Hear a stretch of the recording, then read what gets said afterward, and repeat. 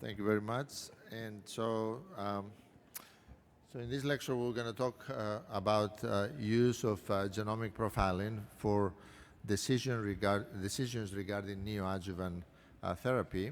And we already covered some ground earlier on about neoadjuvant therapy, so I'll keep that fairly short. We know that neoadjuvant chemotherapy decreases the extent of breast and axillary surgery, and also the need of regional nodal radiation, as we discussed earlier today, but downstage and involve axillary nodes.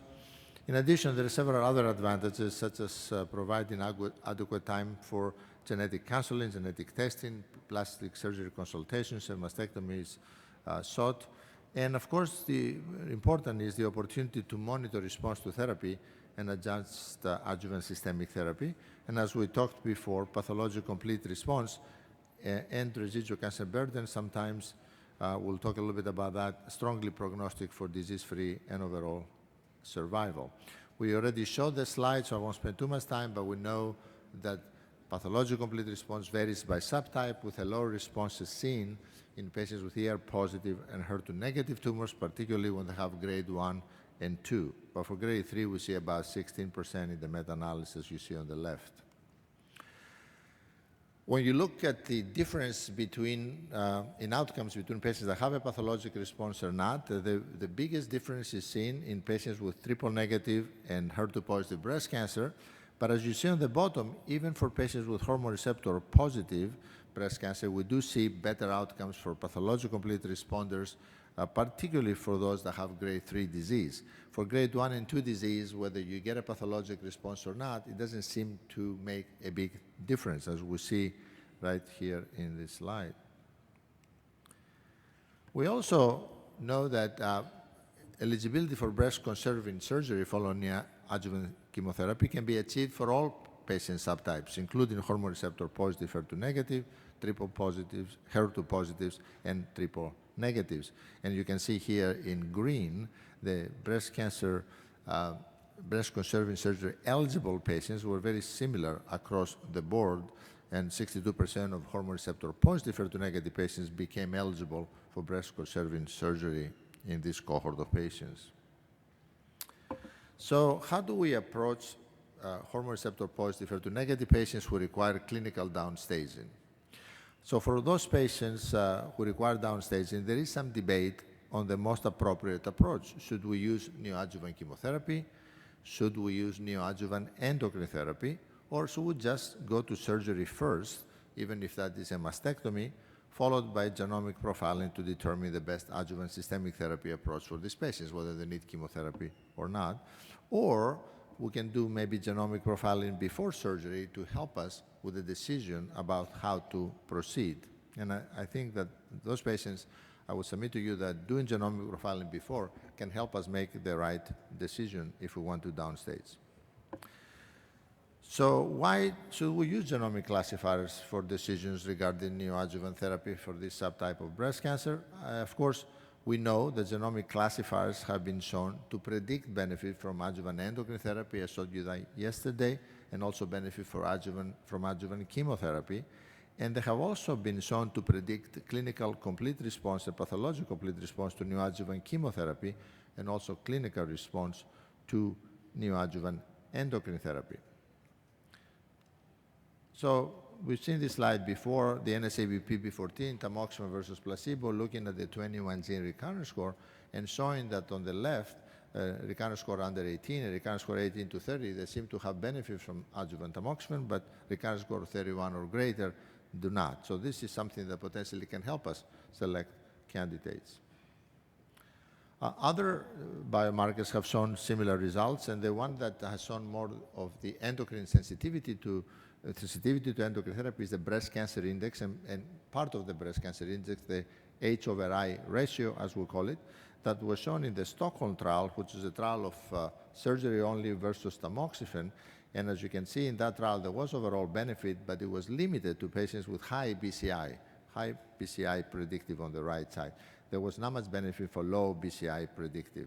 That was the initial evidence, but there's subsequent evidence from the TransATTACK trial. Remember, the ATTACK trial was tamoxifen versus anastrozole. There was a benefit overall, and when they looked at it according to the H/I ratio, patients with a high H/I ratio had a big difference in favor of AI versus tamoxifen in reducing recurrence. Patients with a low H/I ratio did not have a significant difference. And as you know, we're not talking about late recurrence, but the BCI has also been found to predict benefit from late recurrence in several trials of tamoxifen or aromatase inhibitors. And of course, I showed you that slide yesterday as well. On the opposite side of the spectrum, the recurrence score, 21-gene recurrence score, predicts benefit from chemotherapy. On the right side of the recurrence score, high recurrence score, they see great benefit from neoadjuvant chemotherapy, from adjuvant chemotherapy in the B20 trial. We talked about that yesterday. And we also talked about the SWOG 8814 trial in node-positive patients, similar comparison of chemotherapy, endocrine therapy versus endocrine therapy alone, and we see significant benefit in the high recurrence score, not in the low or intermediate. And as we talked a little bit yesterday, I want to show you this slide too from the ASCO meeting this year, a retrospective analysis of the TAILOR-X study looking at the chemo benefit according to type of chemotherapy. Again, this was retrospective, not prospective. And what they found was that in patients with recurrence score of less than 31, whether you had TAC chemotherapy or TC chemotherapy, the outcomes were very similar. But for us that had the recurrence score of 31 or greater, there was a superiority in the TAC versus the TC. And if you think about it, those patients, obviously, to get the anthracyclines, they were perceived to have probably higher risk anyways, and nevertheless, they did better. So this, again, similar data have been shown also with a high mammoprint, MP2. So it may indicate that for those patients that are chemotherapy sensitive, doing the best chemotherapy that you have is probably a good idea. So let's talk a little bit now about genomic profiling and neoadjuvant chemotherapy. Can we predict response to neoadjuvant chemotherapy? I showed you a little bit of that data yesterday. There is evidence that with the 21-gene recurrence score, for example, as you can see, as the recurrence score goes up, this is the Luca Gianni study, the ECTO trial, anthracyclines and taxanes was the chemotherapy. And as you can see that the PCRs are the red dots, and there were no red dots under essentially 25 or so. Most of the red dots are way below, beyond, and this included, triple negative patients as well, because as you can see, there were many responses when you see recurrence score of 80, 90. We don't see this kind of recurrence score results for hormone receptor positive, HER2 negative. And this is a clinical response to neoadjuvant chemotherapy by recurrence score. This is docetaxel, similar picture. There were no clinical complete responders in this particular trial from Jenny Cheng in Baylor in recurrence scores under 25.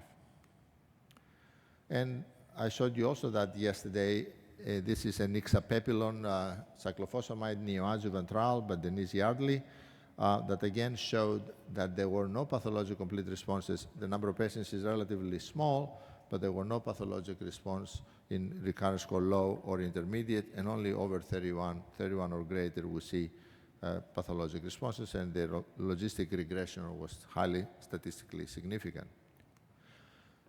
And I show you this, and I won't spend too much time on this, from the ADAPT trial. Remember the ADAPT trial categorized patients based on response to lowering the Ki-67 and the recurrence score value as well, to whether they will be low risk and get endocrine therapy or high risk and get neoadjuvant therapy. And for the high risk patients, as we see here, the pathologic responses were higher when the recurrence score was 25, greater than 25 versus less or equal to 25. And essentially that was true for patients that were premenopausal as well as postmenopausal. As you can see, the benefit with a higher response rates was seen in both premenopausal and postmenopausal groups. We also have evidence from other signatures. This is the 17-gene signature as a predictor of response to neoadjuvant chemotherapy. Here PCR was defined PCR plus near PCR in the breast, but you can see again that the PCRs were mostly seen for patients that have high mammoprint, not patients that have low mammoprint. Similarly, the breast cancer index has been shown to correlate with response to neoadjuvant chemotherapy. As you can see again, the red dots represent the PCRs, and we're seeing mostly the intermediate and high, not so much in the low BCI patients. So there are consistent data that genomic profiling, all the genomic classifiers essentially show that with increasing values pathologic response rates are higher. So what about now genomic profiling and neoadjuvant endocrine therapy? What is the data for that? And let's first talk a little bit about what is the rationale for neoadjuvant endocrine therapy. Well, certainly neoadjuvant endocrine therapy identifies endocrine-sensitive disease. It reduces the extent of disease and potentially can improve surgical options and provides prognostic information to inform the intensity of therapy afterwards and spare some patients from adjuvant chemotherapy. They respond so well to the neoadjuvant endocrine therapy. This is essentially an in vivo endocrine therapy assay response. It can be used also as a research platform because it explores the predictive and prognostic factors and also helps us identify try novel drugs or targeted therapy development. The challenge, of course, is to define the appropriate endpoints because a lot of the intermediate endpoints may look good, but when it comes to actual clinical endpoints, we don't have a lot of evidence, and I'll show you some of the data. So the ASCO guidelines in 2021 on neoadjuvant endocrine therapy, based on a systematic literature review and one meta-analysis with 20 prospective randomized clinical trials, showed essentially no difference in response rates between neoadjuvant chemotherapy and neoadjuvant endocrine therapy in postmenopausal patients that were unselected by other criteria. There was no difference between endocrine monotherapy or dual therapies, but the PCR rates were very low. So based on that, the recommendations were that for postmenopausal women, neoadjuvant endocrine therapy with an aromatase inhibitor may increase locoregional therapy options. If no intent for surgery, then it can also be used for disease control. If somebody is medically inoperable, you can put them on endocrine therapy and keep the disease in check. But for premenopausal women, neoadjuvant endocrine therapy should not be offered routinely outside of a clinical trial, and I'll show you some data on that. So this is a study that Matt Ellis published several years ago, the ACOSOC Z1031, and essentially was a neoadjuvant comparison of 3 different aromatase inhibitors, anastrozole, letrozole, or exemestane. This was in postmenopausal women, ER-positive disease, high ALRED score 6 to 8, so endocrine-sensitive patients, stage 2 and 3, and the treatment was about 16 to 18 weeks. And then patients went to surgery. They continued the eye therapy if possible, but then they could have had chemotherapy as well. And what I'm showing you here, that the clinical response, complete clinical response happened in about 20% of the patients across the 3, if you see here. And then partial response in about 40 to 50%. Interestingly enough, for those patients that were considered for breast conservation, if they were candidates for mastectomy only when they started before neoadjuvant chemotherapy, about a quarter of those patients or so became candidates for breast conserving surgery. And those patients that were likely to require mastectomy, about 40% or so converted to lumpectomy or breast conservation. So clearly, clinical downstaging of these tumors can allow us for breast conserving surgery. And another observation for several of the studies is that the longer you give the neoadjuvant endocrine therapy, the better the results get. As you can see here, the dark lines, the purple, the green, and the blue, represent about less or equal to 3 months in the purple and the blue. But if you go to the lighter one, it's more than 3 months. And you can see that you add another, here, for example, a 12% more response by giving the more than 3 months, and here another 9% response. In this one, that they used it for 7.5 months in this study in the UK, you see almost a 69% response. So the longer the neoadjuvant endocrine therapy, the better the response. The question is, how long is long enough? At some point, the response plateaus, and that's the time to probably take the patient to surgery.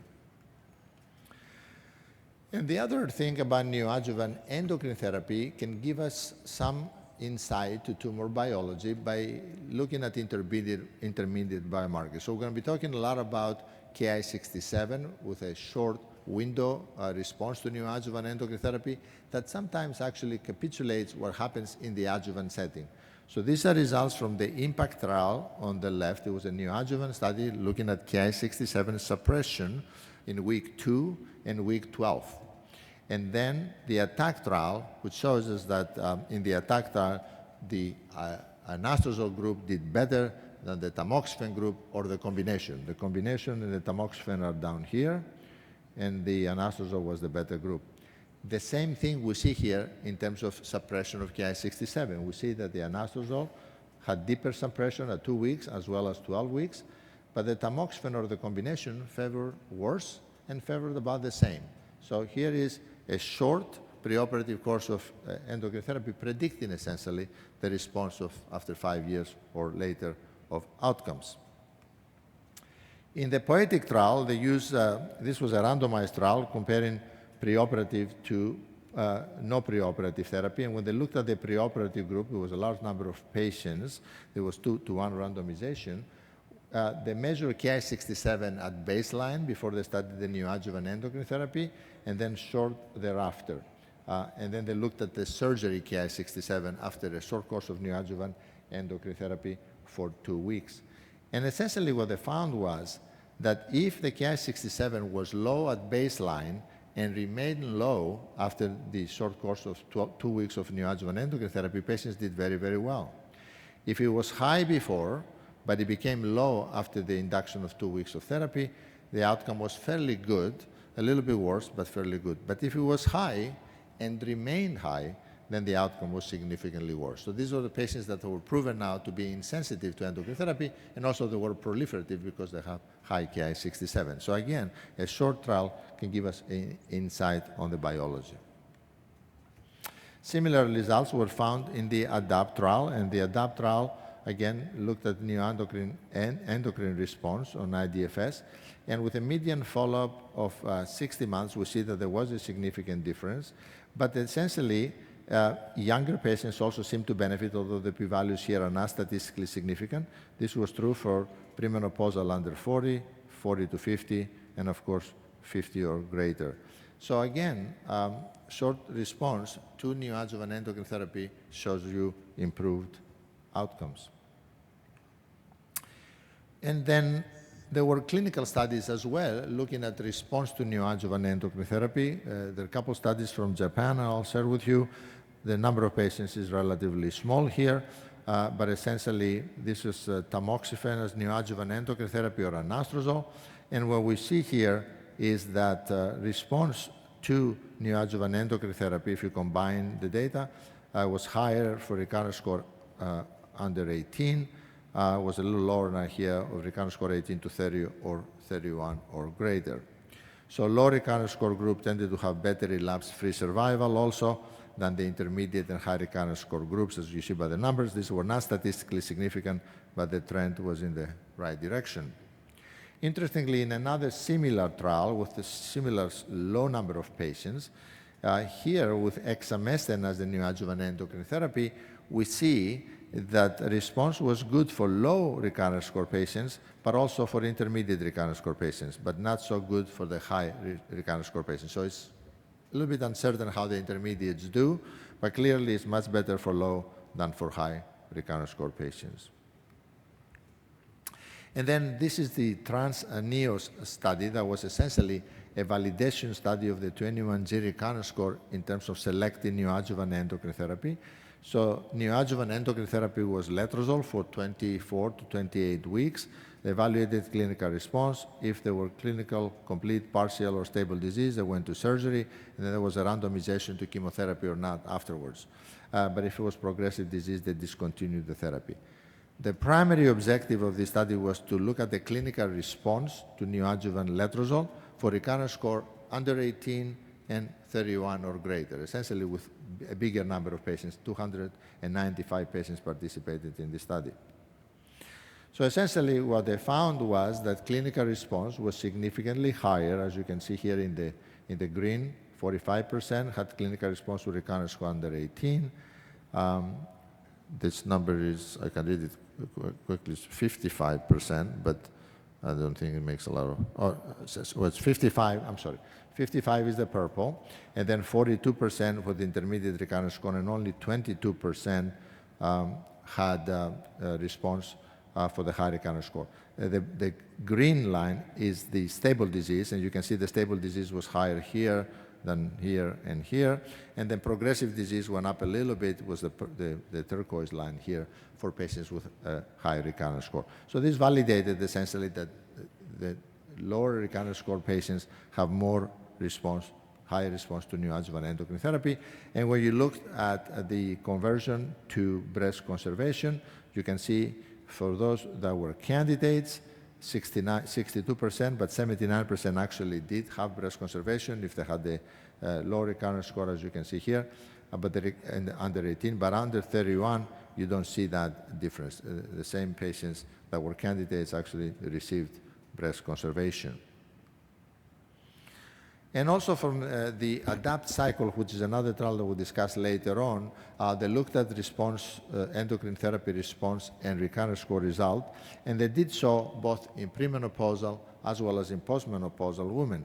So this is an insight in some of the premenopausal patients here. And they use for premenopausal patients either tamoxifen in purple, tamoxifen plus ovarian function suppression in light green, and AI and ovarian function suppression in the dark green. And as you can see, with a recurrence score of 0 to 25, the response rates were higher, and they were higher, of course, as the endocrine therapy became more effective, like an aromatase inhibitor and ovarian function suppression, as we discussed yesterday from the SOFT trial. So again, here is a short neoadjuvant endocrine therapy mimicking the results of, let's say, the SOFT trial. And for those the recurrence score 26 or greater is the same trend, but the actual numbers were lower, right? Because the patients weren't responding as well. And for postmenopausal patients, essentially they compared tamoxifen and an AI, and again the AI was better and higher for recurrence score values 0 to 25, lower in the recurrence score values 26 to 100. So there are some challenges with neoadjuvant endocrine therapy for trials with luminal breast cancer, like pathologic complete response is uncommon, as we know, less than 5% in unselected patients, but predicts for a good outcome, as I showed you before. Clinical responses increase over time. 9 months is better than 6, is better than 4. The risk of poor response and tumor growth over time is one of the concerns. And biological surrogates are critical for neoadjuvant endocrine therapy in luminal ER-positive breast cancer because they predict benefit that correlates with clinical outcome and can be used to evaluate therapeutic strategies, and also provides, of course, an opportunity for translational research to identify biomarkers of response or resistance. So now let's talk a little bit about neoadjuvant chemotherapy versus neoadjuvant endocrine therapy. Is one better than the other in this subgroup of patients? And first from the unselected patients, and then we'll talk according to biomarkers as well. And as you can see, this is a trial that was published years ago now in 2007 by Semiglasov. This was a randomized trial where about 239 postmenopausal patients with either T2N12, T3, T4, so higher clinical states, were randomized to neoadjuvant chemotherapy or neoadjuvant endocrine therapy. And the endocrine therapy was anastrozole or exemestane, and then they went to surgery. And then the chemotherapy was AT, adriamycin, and docetaxel for 4 cycles. And essentially what the study showed, the clinical response was very similar whether you had neoadjuvant endocrine therapy or chemotherapy in this unselected population. Clinical response in the high ER patients was a little bit more actually for neoadjuvant endocrine therapy than the neoadjuvant chemotherapy. But again, in unselected patients, mammographic response and ultrasound response was very similar. Breast conserving surgery was actually similar, 33%, 24%. And of course, PCR rates were very low, 3% with neoadjuvant endocrine therapy, 6% with chemotherapy, disease progression, 9% for both. So in unselected patients, postmenopausal, either strategy actually yields very similar results. Is this true for premenopausal patients? Probably not. This is a randomized phase 3 clinical trial neoadjuvant chemotherapy versus neoadjuvant endocrine therapy in premenopausal women. And as you can see here, 187 patients. The primary endpoint was clinical response by RECIST. There were secondary endpoints. And the chemotherapy was strong, AC followed by T, and then also patients received glycerol and tamoxifen as neoadjuvant endocrine therapy. And as you can see, the clinical response complete response was higher for the neoadjuvant chemotherapy, 16% versus 1% on the other. And then partial response was also higher, 67% versus 50%. So for this group of patients, neoadjuvant chemotherapy appears to be a better choice than neoadjuvant endocrine therapy, but again, these were unselected patients by any genomic classifier. And then there are a couple studies that looked at the recurrence score as a classifier to ask the question similar to what was asking in the Taylor X. In intermediate recurrence score 11 to 25, is neoadjuvant chemotherapy better than neoadjuvant endocrine therapy? And similar to the Taylor X schemas, this is the Emory cohort and the VCU cohort, two different studies, but small numbers of patients. Patients with recurrence score under 10 had neoadjuvant endocrine therapy. Patients with recurrence score over 25 have neoadjuvant chemotherapy.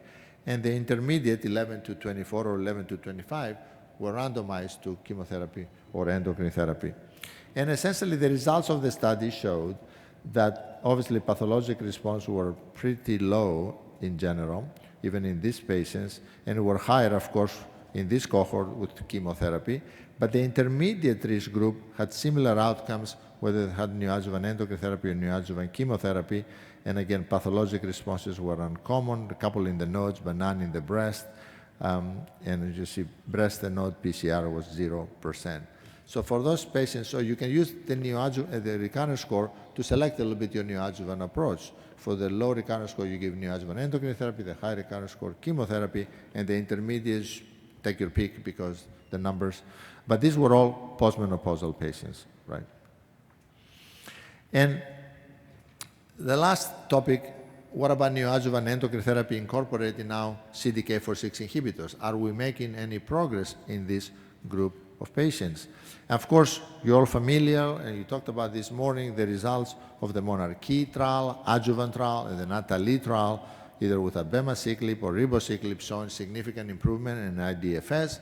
As I mentioned earlier today, now we heard the press release from the Monarchy that also shows survival benefit, which we'll see in some future meeting. So what about the neoadjuvant setting? Well, the NEO-MONARCH was a study that was conducted by the same investigators looking at neoadjuvant therapy and Ki-67 expression and response on week 2. And essentially, they compared anastrozole to abemaciclib plus anastrozole, or even abemaciclib alone in this case. And when you look at the geometric response mean change, we see that the anastrozole, 63% reduction, but with a combination, 92% reduction, and with abemaciclib alone, 90% reduction. As you can see the waterfall plot here, how many responses. Complete set cycle arrest was also higher with the abemaciclib, either with or without anastrozole. These are, of course, early data, but essentially capitulate what happened into the adjuvant setting as well. And then there's another trial, the PALE trial, that looked at neoadjuvant CDK4/6 inhibitor with palbociclib. And essentially, this was different combinations of letrozole alone, and then letrozole followed by palbociclib, letrozole plus palbociclib, or palbociclib first, and then the combination, or letrozole and palbociclib all together. And essentially, what you see in this group, when you give letrozole and palbociclib, the response was much higher.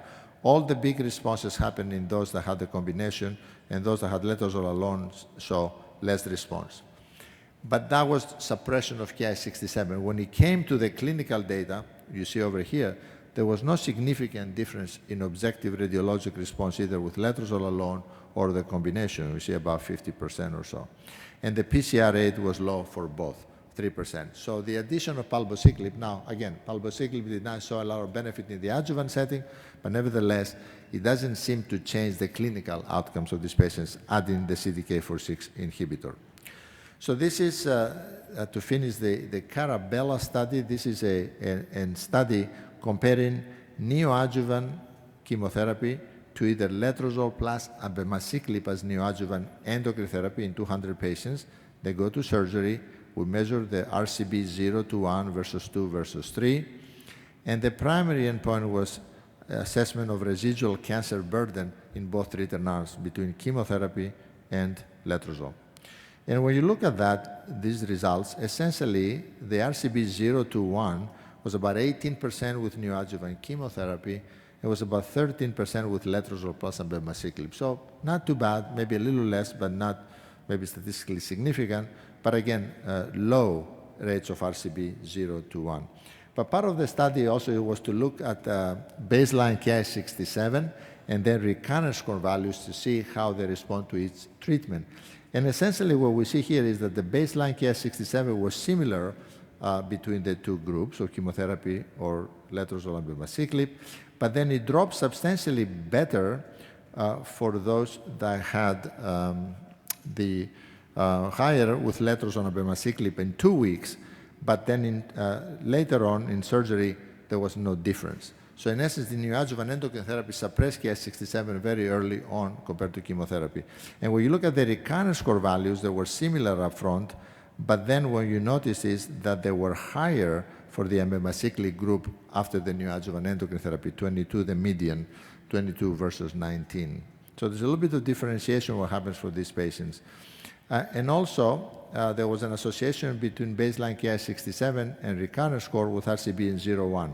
So here we see that the baseline Ki-67 was very similar between the two groups, but after the neoadjuvant therapy, the Ki-67 was about 16% in the endocrine group, but it was 27% in the chemotherapy group. So the same thing with the recurrence score. There was a higher recurrence score value after the neoadjuvant part for those treated, those treated with letrozole and abemaciclib. So chemotherapy was essentially more effective for the high recurrence score value, but for the low recurrence score value, there were very similar outcomes at this point. And so this is the ADAPT cycle that I mentioned to you before. This compares endocrine therapy plus ribociclib versus chemotherapy in intermediate hormone receptor positive early stage breast cancer, and how they define this intermediate category. They start, first of all, if you have N2 or 3 disease, and you have a recurrence score under 25, but your Ki-67 suppresses, you can be eligible for randomization. If you have N0 and 1 disease and recurrence score over 25, you have to have suppression of Ki-67 to enter. And if you have recurrence score of less or equal to 25, even without Ki-67 suppression, you can get into the trial. And essentially, after selecting these patients this way, this trial compares ribociclib and endocrine therapy versus a adjuvant or neoadjuvant chemotherapy. This can be given either or in this trial. So to conclude, genomic profiling predicts clinical and pathologic response to neoadjuvant chemotherapy in patients with hormone receptor positive HER2-negative breast cancer, consistent with findings from the adjuvant trials. In unselected postmenopausal patients with hormone receptor positive HER2-negative breast cancer, neoadjuvant chemotherapy and neoadjuvant endocrine therapy produce similar results, but with low PCR rates. Baseline genomic profiling along with baseline and post-neoadjuvant endocrine therapy Ki-67 can be used to optimize patient selection for neoadjuvant endocrine therapy or neoadjuvant chemotherapy. And lastly, the addition of CDK4/6 inhibitors to neoadjuvant endocrine therapy increases Ki-67 response and cell cycle arrest, but does not significantly affect clinical or pathologic response rates, not at least at this point. Thank you very much for your attention.